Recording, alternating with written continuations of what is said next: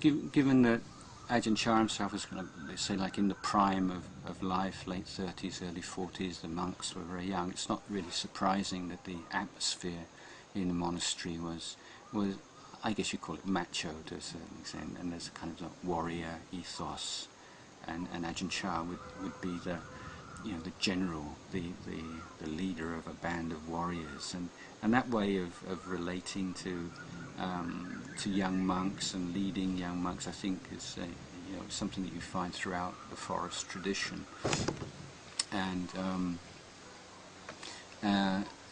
in certain, I think, for us these days, certain aspects of that seem a little bit over the top.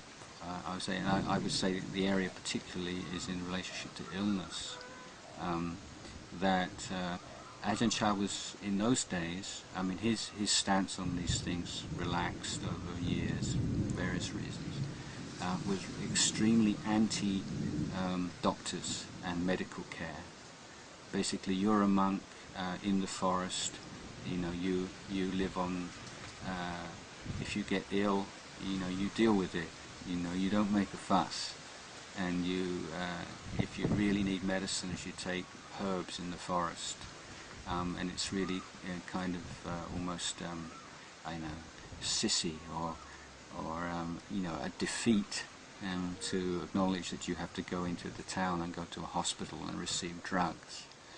And so yeah, this whole way of speaking was very, and talking about illness was very much part of the culture in those early days of Wat Pah Pong, and you know, make it good or else die. Don't die, make it good. You know, and if you you just practice and you get ill, you don't worry about it. If you die, I'll cremate you. You know, you don't have to worry about the cremation. And this kind of really kind of, let's say, over the top kind of statements, and they can be a bit kind of intimidating or alienating if you're reading about these things. But then speaking with the monks who were there in those days, you say, well, yeah, that's one side of it. But the other side of it is, anyone was ill, Ajahn Chah would be saving some of the best food, and he'd go around to visit the monks in their kuti and to see how they were and make sure someone was looking after them,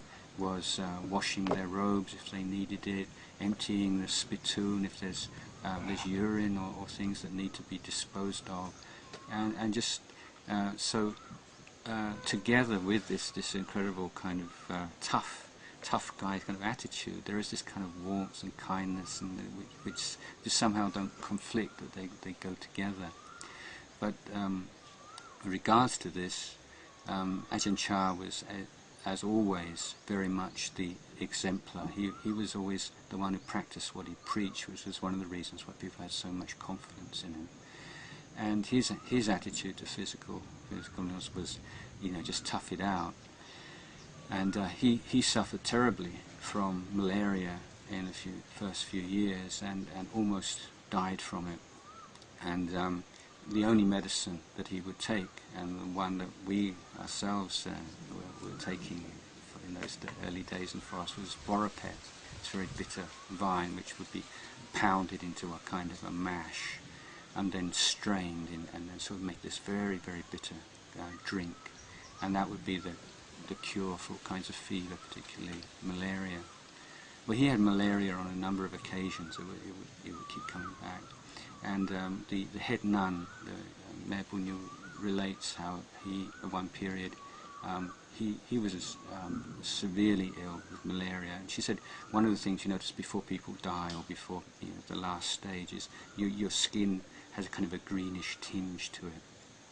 So he asked them to carry his body down from up in his kuti onto this bamboo bed under a tree, where it's a bit more kind of breezy. And he was more or less delirious, and there was a kind of some of this herbal medicine, borapet, by the side of him. And everybody was just sort of looking, you know, watching what was going on. It was this incredible kind of struggle. And he'd be laying there, and then he'd sit up. He'd sit up, you know, like in meditation posture. And then the malaria was just too strong, and he just sort of crumpled down again.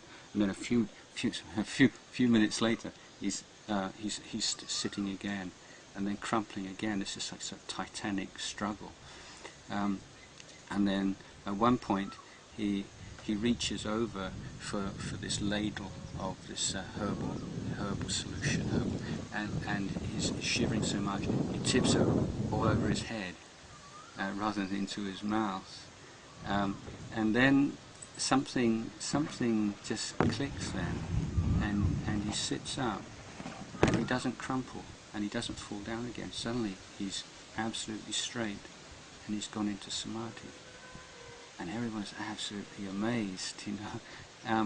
And then the morning after that, you can see he's starting to get better, and then he was through that period of malaria.